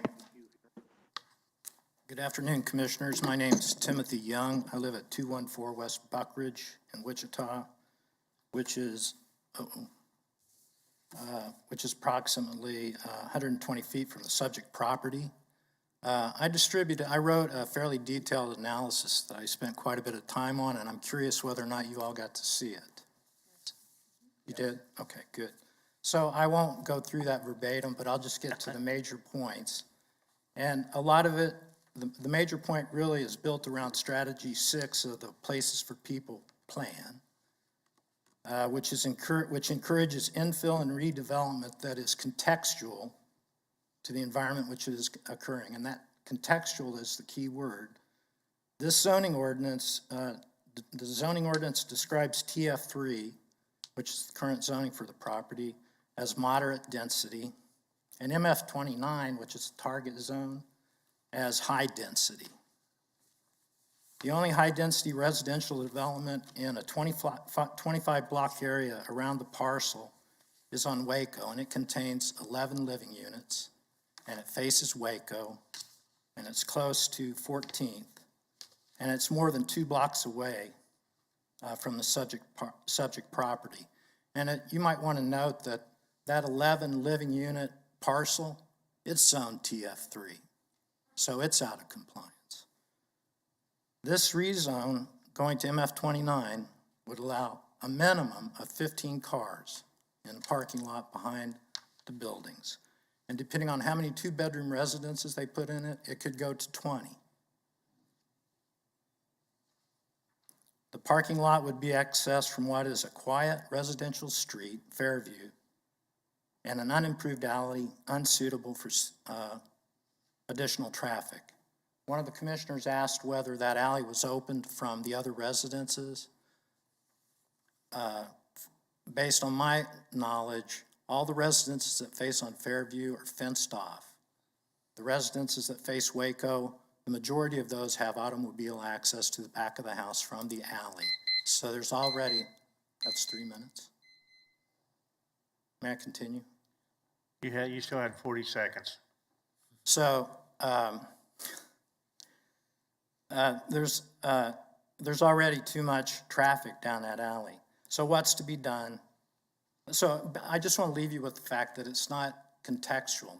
The rezone is not contextual with the neighborhood. It doesn't conform with the plan, and it doesn't conform with the neighborhood plan either, and that's admitted by the staff. So what's to be done?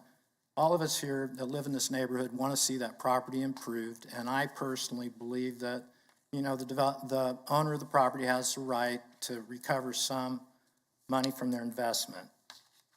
So what I'm recommending is, rather than an MF29, that you rezone it, you leave it as a TF3, and apply a conditional use permit that will allow multiple dwellings on the property, and that would bring it into zoning compliance. And hopefully the developer can make some nice units there that are compatible, contextual with the neighborhood, and recoup his investment. So I'll leave it there, and thank you for your attention. If you have any questions, I'm willing to address those. Yes, Stay there, sir. You brought something up that gave me a need for a staff question. Within the zoning rules that we got now, number of parking would be determined by the number of units or the number of square, or the amount of square footage of the units. Is that a fair way of looking at that? It would be determined by the number of bedrooms in the units. So 1.25 spaces per 1-bedroom dwelling units, and then 1.75 per 2 or more. And if they couldn't provide enough parking to provide that, then they would have to reduce the number of bedrooms.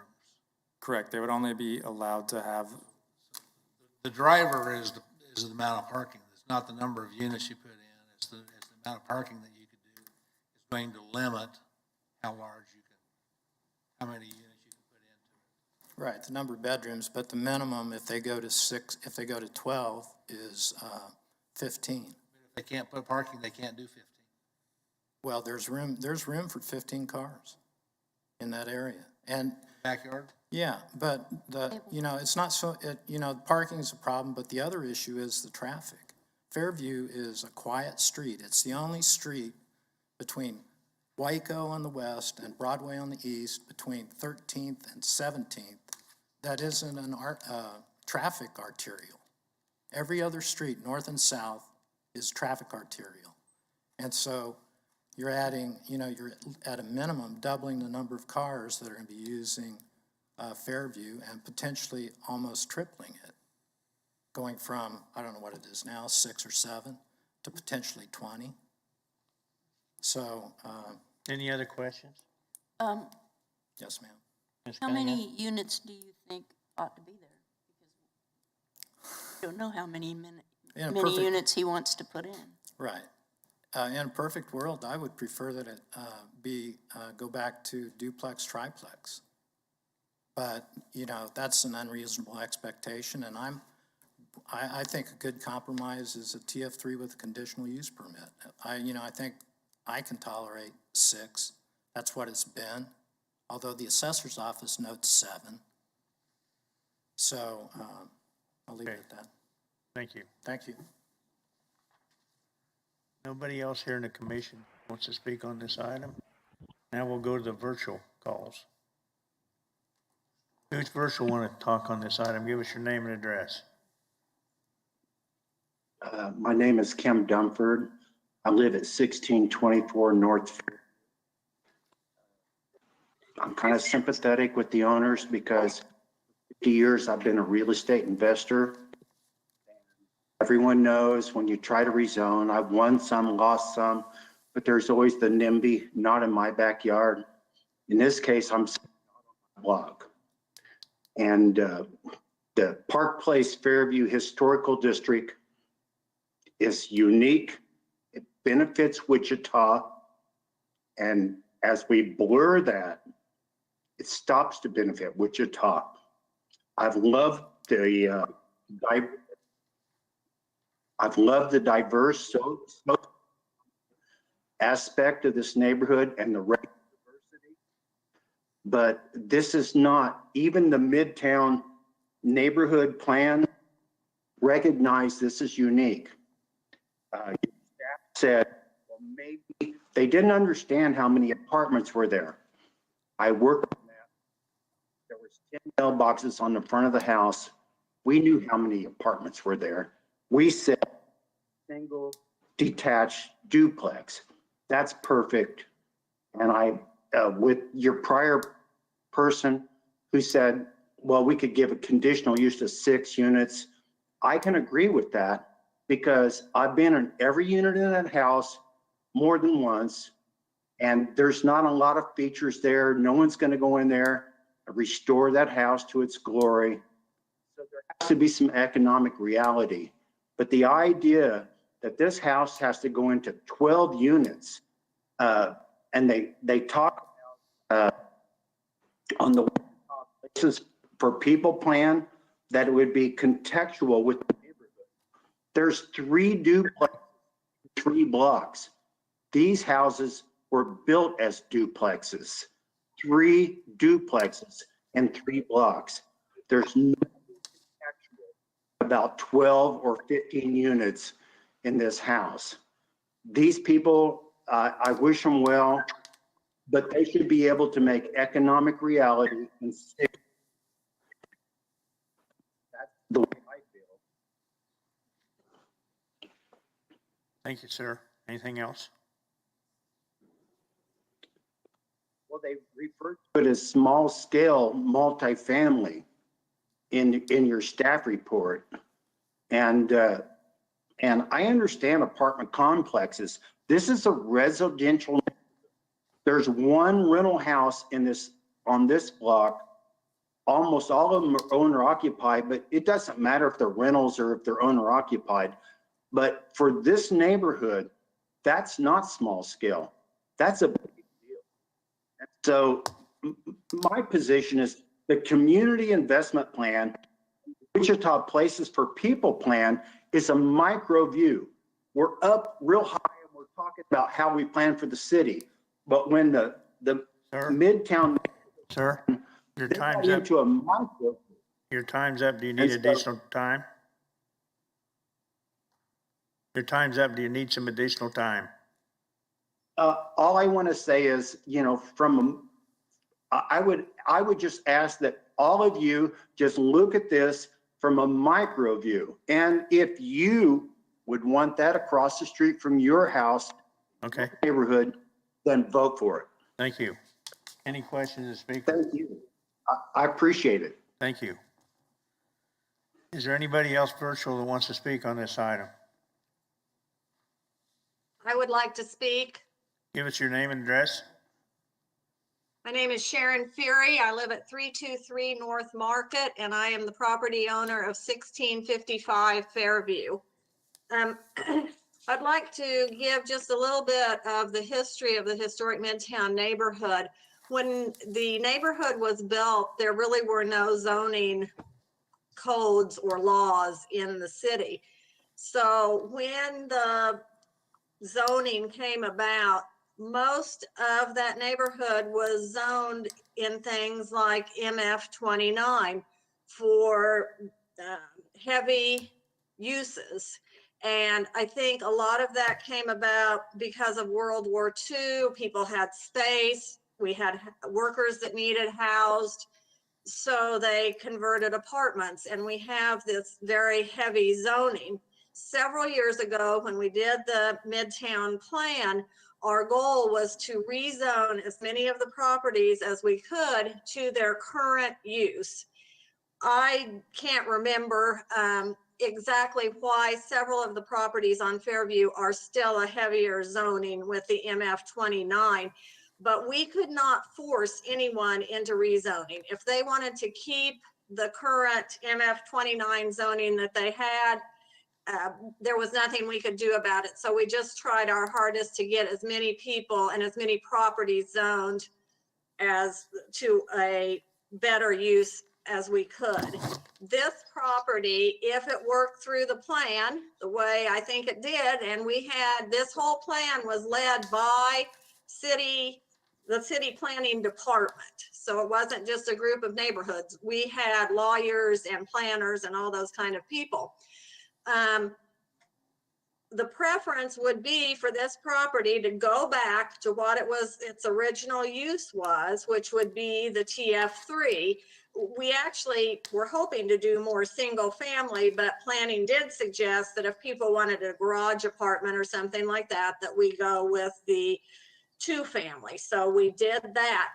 But the dream would be that this was originally a single family residence, and that if the property were destroyed in the fire, like was there about 30 years ago, or, you know, a natural disaster or something, that then when it was being rebuilt, it would be single family, because that was how the neighborhood was originally built.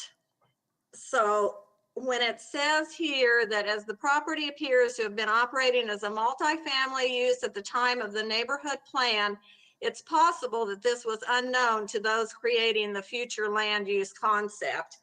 Well, if that's addressing those of us who did the plan, it was not unknown. We knew what we were doing, and we were led by city staff.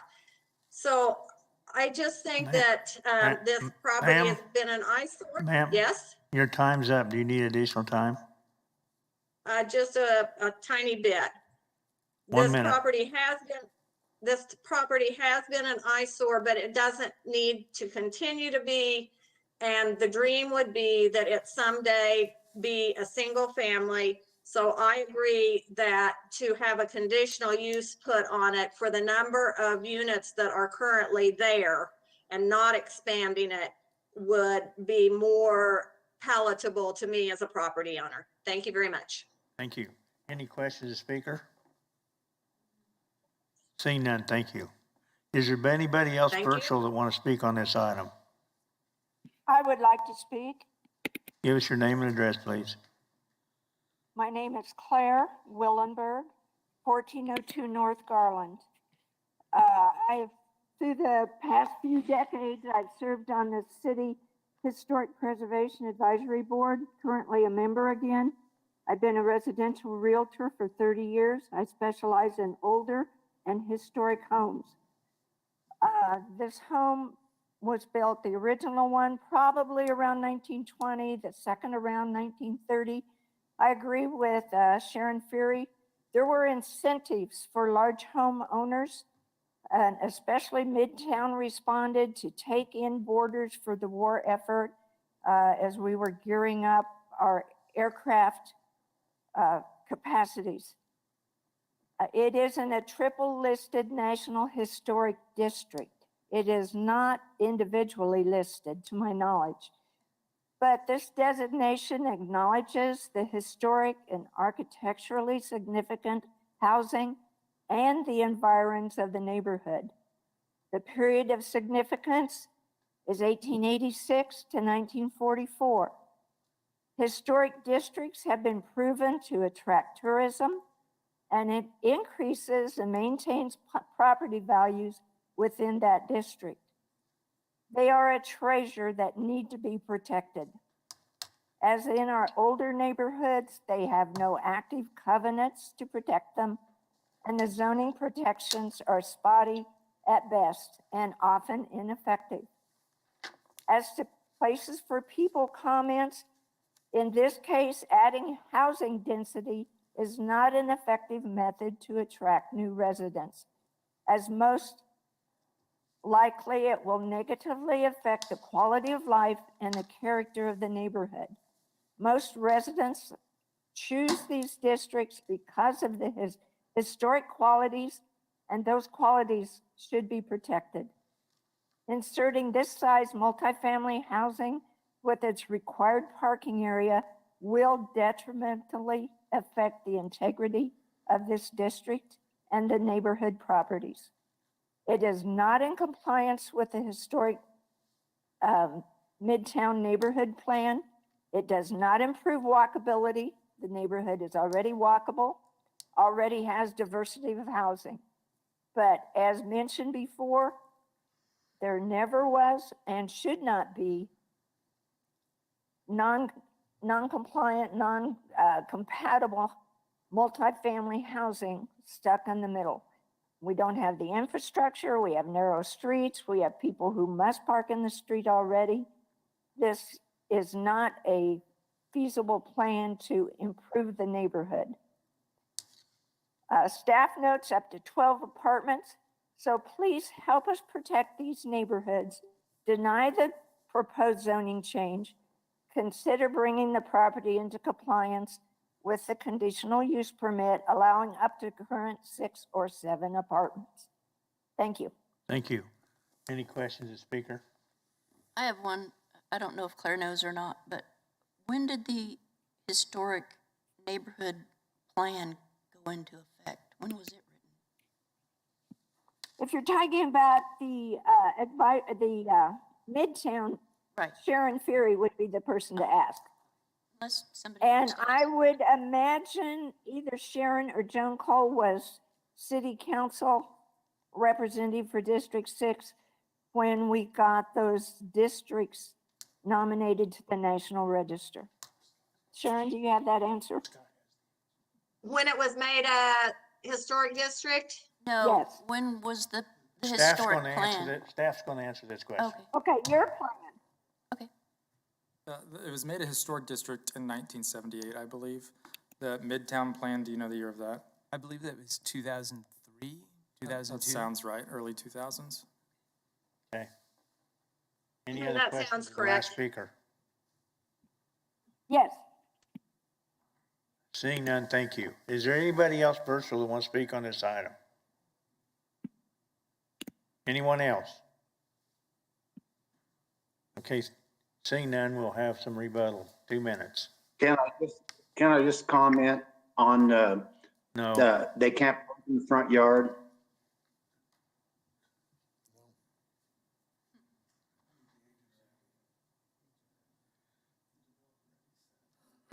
I'm looking I'm for still the. here. Okay, here we go. Got 2 minutes for rebuttal. The agent. Is that for me? I've Yes. Hi, it's Daryl. Are you? Am I able to speak now? Yes. Agent. Okay, yeah. What I'd like to mention to everybody, I understand concerns. The rehab and remodel is inside and outside. And when I say it'll look brand new, it won't be ultra modern, anything like that. It will meet the requirements of the neighborhood, any historic concerns, et cetera. And quite honestly, the economics says the more units we have in a property, the more economically we're able to do those things. Otherwise, it's limited on what we can do. Since the property is there and multifamily now, adding more simply makes the economics work better to enhance it. Anything that's done is better than what's available there now. And as far as the alley goes, that's a topic that we've not discussed, but I know the property owner will be very easy to work with on working with the city and the neighborhood on what to do about the alley. Okay, Thanks. Thank you. now we'll bring it back to commission. I have a question for the agent. Have you done any market studies on what you could do with this property with fewer units, but fewer perhaps larger units, which might help address the traffic issues, but still work for your economic analysis? The short answer is no, we've not done that study, but the experience with the client has with residential properties in the Wichita area in many different neighborhoods is what we are basing the design and the request on for changing the zoning. It's based on the experience of this company and the properties they own. And the owner is a local resident who owns properties all over the city in many different neighborhoods, and not just residential, but commercial, and brings everything back to not just looking great, but historically great. So the answer to your question is no, but based on the experience, I would say he's probably an expert on what makes a property work and work in the neighborhood. Thank you. Mr. Dole, did you have?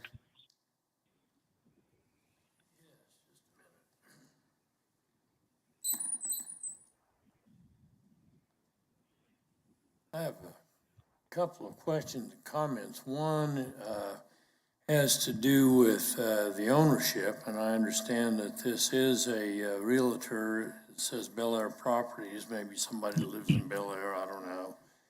But it may not be appropriate for us to find out more about who that owner is to maybe get some credibility on what they're going to do. But beyond that, this is a classic example of homeowners associations, in this case, a historical designation of somebody who's let the property run way down.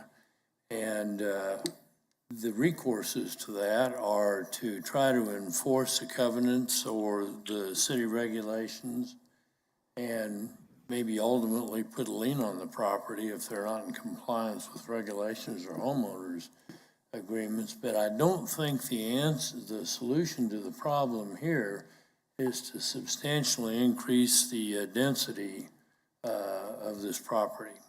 That's all I've got to say. Any other discussion? Looking for a motion. I'll make a motion.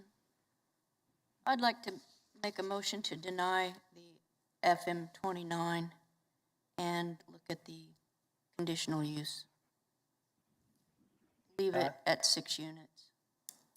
If I may, I'd like to provide just some options for you to consider in order to accomplish that. So it's currently TF3, which would allow up to 3 dwelling units. And the request is for MF 29, which would allow, considering the size of the property, would allow a maximum of 12 units. In between those two zoning classifications is MF 18. MF 18 would allow for 7 units. Now, if you wish to have a maximum number of units somewhere in between one of those, I would recommend that you go with the higher zoning district and then place a protective overlay on it to restrict it down to the number of units that you would want. For instance, if you wanted 6 dwelling units, I would recommend rezoning it to MF 18, placing a protective overlay on it, and having the protective overlay restrict it to 6 units. How far does the overlay, is it confined to that property, or is it? Yes, it would be confined just to this particular property.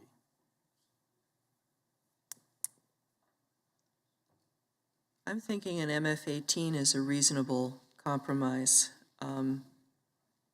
6 or 7 units, we haven't even established whether that's what's already been existing for decades.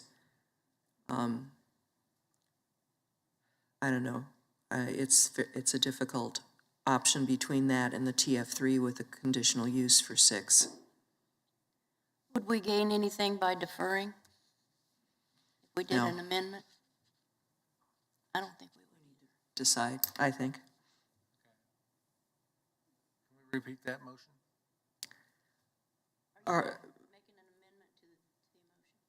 Well, I don't Are think you want to there was- amend the motion, or you there want me was to no do a second. There was substitute no motion? second. Okay, never mind. There was no second to the original motion.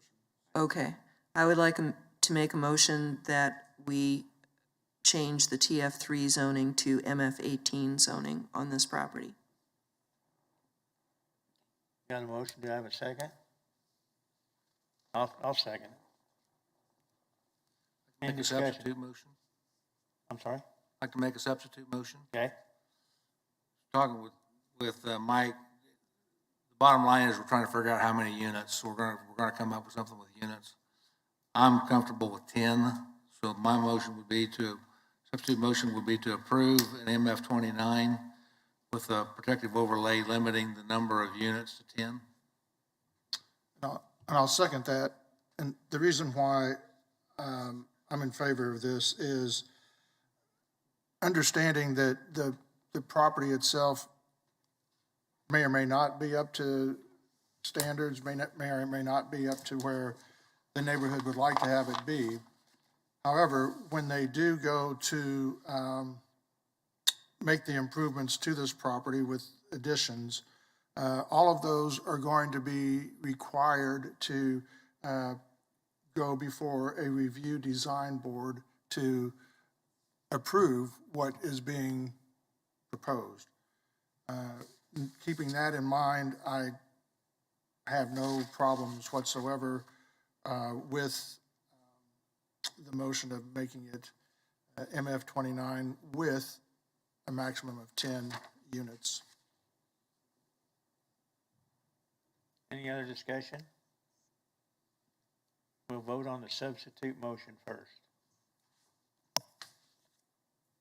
Would you like roll call, sir? Probably. I suppose we So better. this one is for MF 29 with an overlay? 10. Yes. Motion is for approval of MF 29 with the protective overlay to limit the number of units on the property to 10. Bill Johnson? I second the original motion, but since there's a difference of 7 to 10, I'm gonna vote in favor of the 10. Fox? No difference between 7 and 10 when you've got single family on either side or duplexes, to me, is a significant difference. John McKay is absent. Green? Aye. Dual? No. Dual votes no. Blick? Mr. Josh Blick?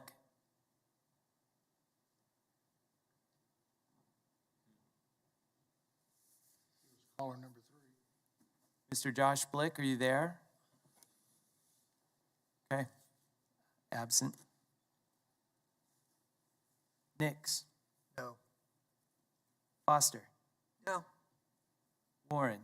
Yes? Joe Johnson? No. Miles? No. Hartman? No. Florence is absent. Cunningham? No. 1, 2, 3 in favor. 8 against. Motion fails. Okay, now we're gonna go back to the original motion, which was to do MF 18 Yes. instead of TF3. Oh, Yes, sir. Original motion to approve with MF 18, Which will allow 7 which would allow up to 7 units. units, okay. Bill Johnson? yes. Fox? John McKay is absent. Green? Aye. Dual? Yule votes no. Josh Blick is absent. Nix. Yes. Foster? Yes. Warren? Yes. Joe Johnson? No. Miles? No. Hartman? Yes. Florence is absent. Cunningham? No. 1, 2, 3, 4, 5, 6, 7 in favor. 4 against. Motion passes. Okay, with that said, is there any other business? To officially announce that there's no BZA meeting, or? Yeah, there's no BZA meeting today. There, it's been official. Thank you. Wait, nobody's retiring today? You're making me want to, but no. We need some cookies. All right, we're adjourned. All right.